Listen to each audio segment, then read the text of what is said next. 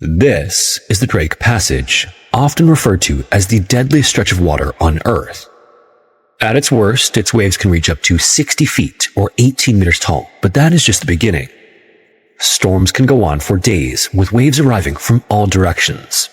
There are countless videos detailing the insane conditions here and the thousands of sailors who've lost their lives trying to cross it. And so you would assume that there are countless stories of the ships lost here, but details are actually not as available as you might think. So in this video, we're going over the Drake Passage and why it's so notorious, the few notable incidents here, and the role played by Antarctica in these stories, and the somewhat mysterious reason why, despite thousands of lives lost, detailed accounts are hard to come by. As always, viewer discretion is advised.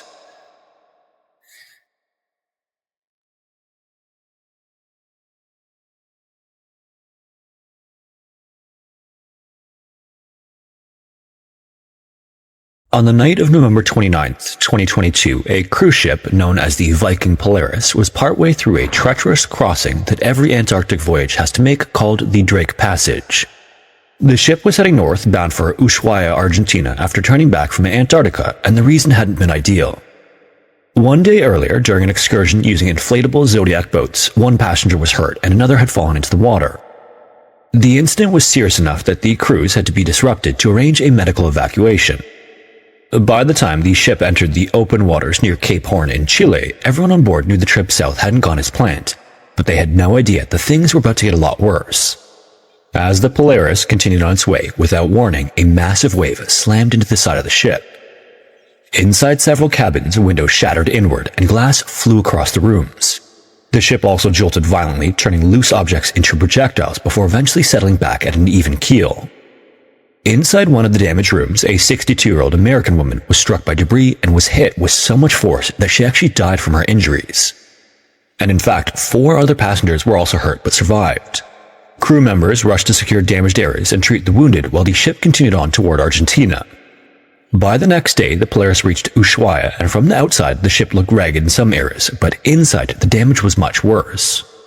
The wave that hit the ship has since been described as an infamous rogue wave, which is an ocean phenomenon that's still poorly understood. Rogue waves, as you're probably aware, don't behave like regular waves or ordinary seas. They seem to rise suddenly and often tower well above the surrounding waves, sometimes by dozens of feet. Strangely, they also don't follow the prevailing direction of the wind or swell either, and people who encounter them tend to describe them as steep, fast, violent walls of water. For a long time, stories of rogue waves were dismissed as exaggeration.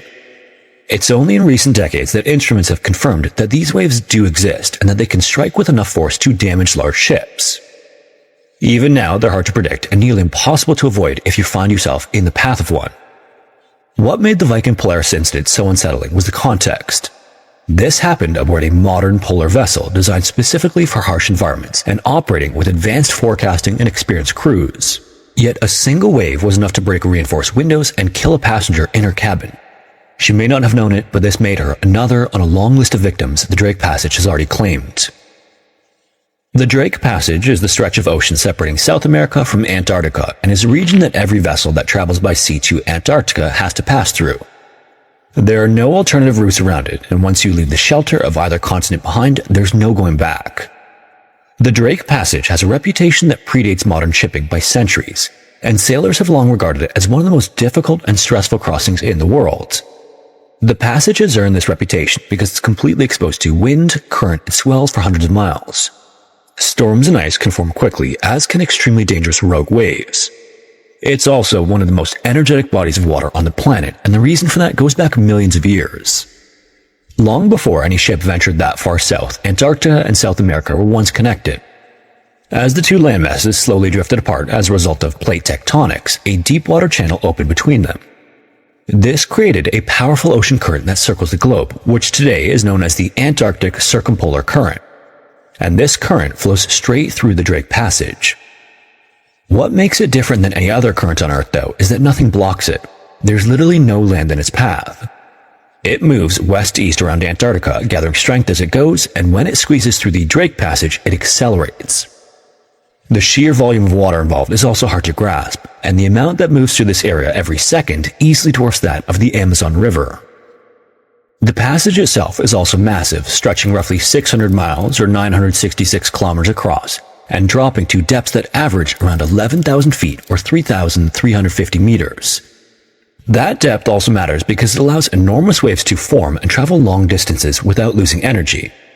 Then add in the prevailing westerly winds, which blow hard and consistently there, and you get a system that is constantly violently churning. The weather also only makes things worse as warm air masses from the Pacific meet with colder southern air, helping cyclones form that create havoc in the region. Storms can grow quickly and move fast, sometimes catching ships in conditions that deteriorate far faster than a forecast would suggest. And sea ice adds another layer of unpredictability to the Drake Passage. During the summer in the southern hemisphere, the passage is usually free of ice, which is when most ships attempt to make the crossing. As winter approaches, though, ice spreads northward from Antarctica, making the region almost impassable. With that said, though, even at the best times of the year, the Drake Passage is never really an easy crossing to make. Given all of this, it might seem logical to avoid the passage entirely. Historically, sailors had other options around South America, like the Strait of Magellan or the Beagle Channel.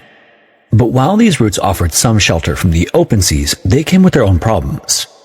These passages are narrow, winds shift frequently, the tidal currents are strong, and there's little room for error.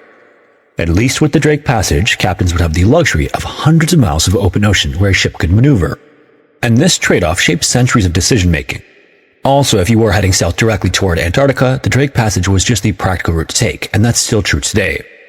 Interestingly, for centuries, European mapmakers debated whether there was open water south of the Americas at all.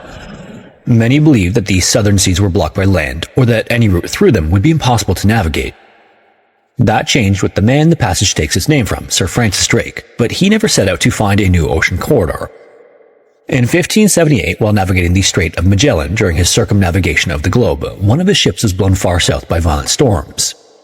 What Francis and his crew realized from this mishap was that there was open water just below the tip of South America. And further, this hinted at a direct connection between the Atlantic and Pacific Oceans. Francis himself never sailed the route that now bears his name, but the discovery opened up the possibility of the passage's first crossing decades later. In 1616, a Flemish expedition successfully passed through the waters south of Cape Horn, proving once and for all that an open passage existed. Then, as global sea traffic increased through the late 1700s and early 1800s, more ships began venturing into the southern waters.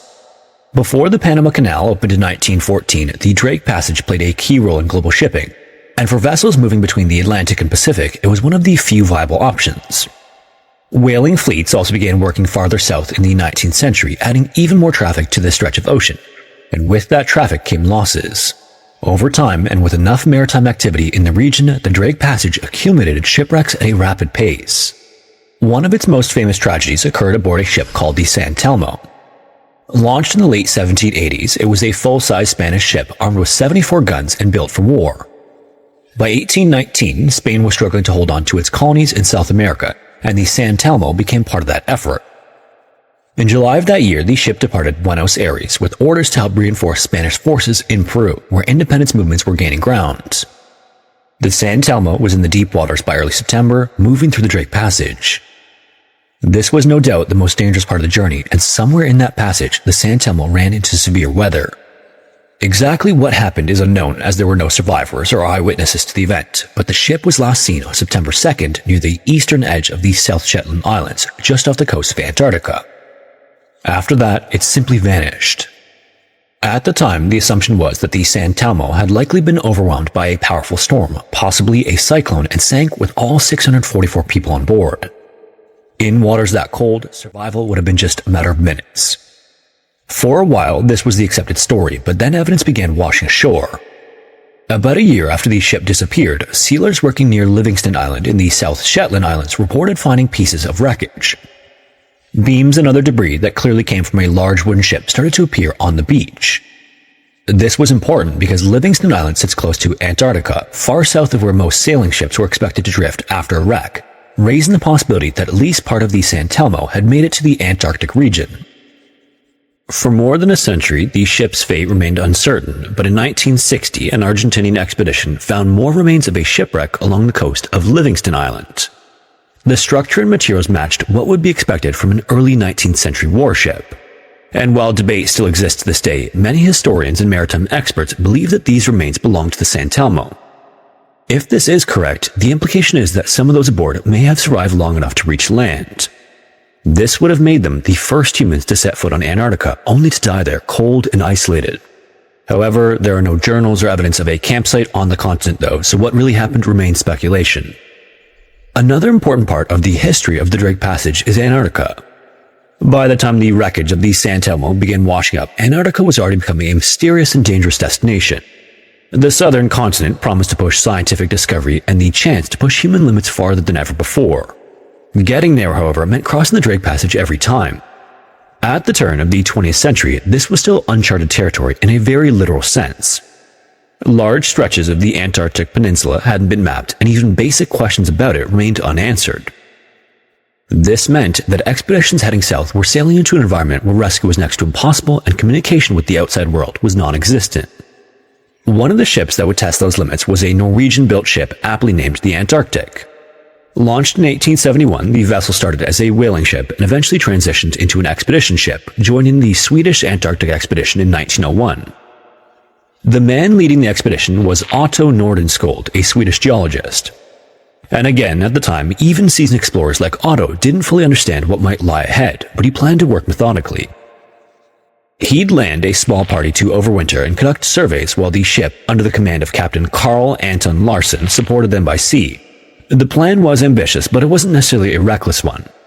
The crew was more than capable with a ship that had proven itself in southern waters, and Carl was no stranger to navigating through thick ice fields.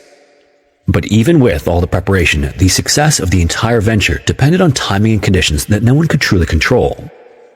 Once the ship made it through the Drake Passage and turned south, there would be no easy way back if things went wrong. As planned, Otto and a small party of crewmen were put ashore on Snow Hill Island in early 1902. There, they built a simple hut and prepared to overwinter while carrying out scientific work.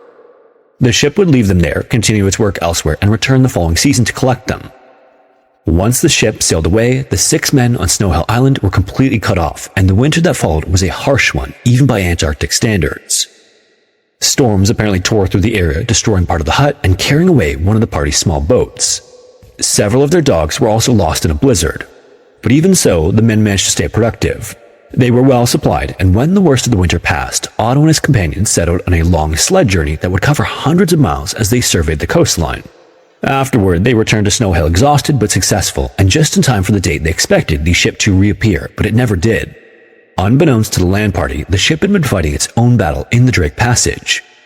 During the summer of 1902 to 1903, the ship attempted to reach Snow Hill, but found its path blocked by a heavy pack of ice off the northeastern coast of the peninsula.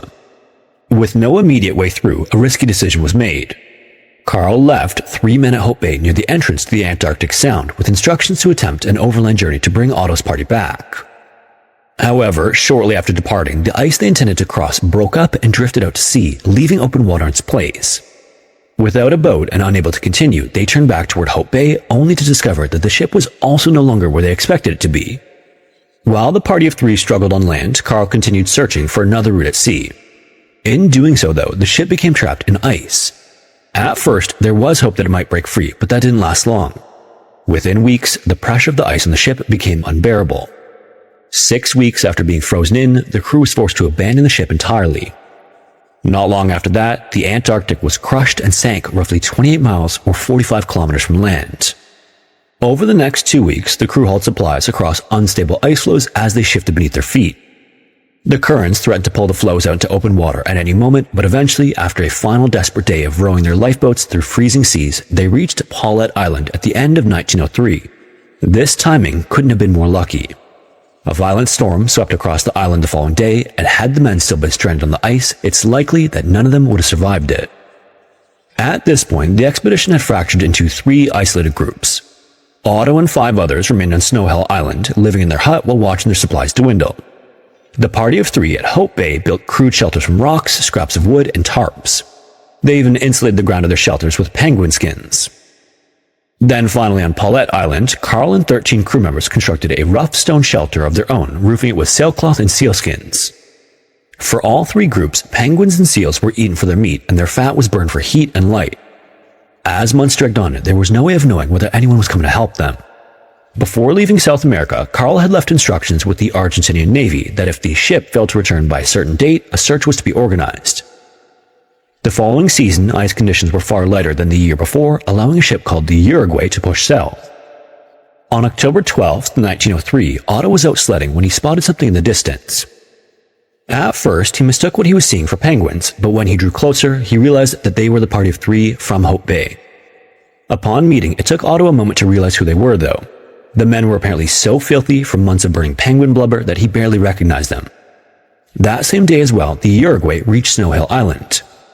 As its officers were asking Otto if he had seen the rest of the crew from the Antarctic, Carl himself suddenly appeared at the hut with the others in his group, having just arrived from Paulet Island.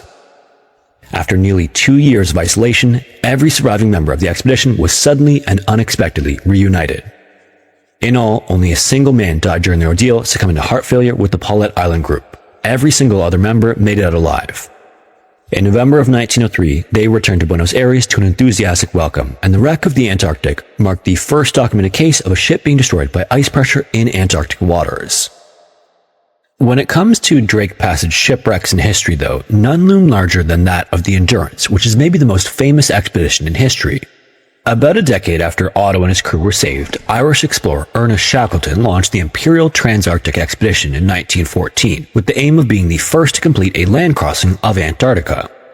Aboard a ship named the Endurance, Ernest left London with a crew of 28, and after weeks at sea, the ship reached South Georgia Island on November 5th. At the time, the island was a hub of the Antarctic whaling industry, and Ernest used the stop to gather information and supplies. He also received repeated warnings. Whalers told him that the sea ice in the Weddell Sea was unusually heavy that year and that conditions further south were likely to be brutal. Ernest listened but then chose to ignore the warnings and moved ahead anyway. Just days after leaving South Georgia, the Endurance encountered its first ice pack in the Drake Passage and progress slowed to a crawl. By early January of 1915, the ship was fighting its way through tightening fields of ice, but after 7 weeks of this, the Endurance could no longer continue. The ship became completely trapped and frozen in the ice about 1 day away from the expedition's intended landing point on the Antarctic coast. Locked in place, the ship drifted with the pack, moving south at first and then slowly back north as the ice shifted, and this went on for months. Several months later, winter approached, daylight faded, and temperatures dropped. Ernest did his best to keep crew morale up by keeping his men busy, but the pressure on the ship kept increasing. Many months later, by late October, the hull was no longer safe. Ice pressed in from all sides, warping beams and splitting the hull. Finally, Ernest gave the order to abandon ship, and all 28 crewmen made their way onto the relative safety of the ice. Camp was set up on a floe nearby, and the men salvaged what they could as they watched the Endurance slowly get crushed. On November 21st, the hull finally gave way and slipped beneath the ice, vanishing into the Weddell Sea. With no ship and no immediate land in sight, the men camped on drifting ice floes. In the meantime as well, they hauled their lifeboats and supplies as the pack slowly carried them further north. Once again, this went on for months, and when the food began to run out, even the sled dogs were not spared. It wouldn't be until April of 1916 that the ice finally started to break apart again. Out of options, Ernest ordered the men into the lifeboats, and after 5 strenuous days at sea, they eventually reached Elephant Island and set foot on solid ground for the first time in nearly 500 days. Their relief was short-lived though. Elephant Island is basically as remote as anywhere else on Earth, offering no hope of rescue. So realizing this, Ernest chose 5 men and took one of the boats, setting out on an 800-mile journey to South Georgia Island. While this might have been the right choice and maybe their only hope of survival, every moment of the trip was an absolute nightmare. The boat was constantly threatened by storms, everyone was seasick, and at one point a rogue wave nearly ended the voyage entirely. 17 days after leaving Elephant Island, they made landfall in South Georgia. However, they landed on an uninhabited side of the island, and their boat was too damaged to continue on. Ernest then chose 2 of the men to join him in walking across South Georgia on foot. Along the way, they climbed mountains and navigated terrain no one had ever mapped before. Finally, after 30 hours of continuous travel, they reached the whaling station in Stromness, and rescue efforts began from there to save the rest of the crew. It would take 4 total attempts over the course of months to reach Elephant Island. Ice blocked the first 3 tries, and by the time Ernest finally broke through, on August 30th, 1916, the men he'd left behind were on the edge of starvation. Against all odds, though, every single one of them was brought back to safety alive.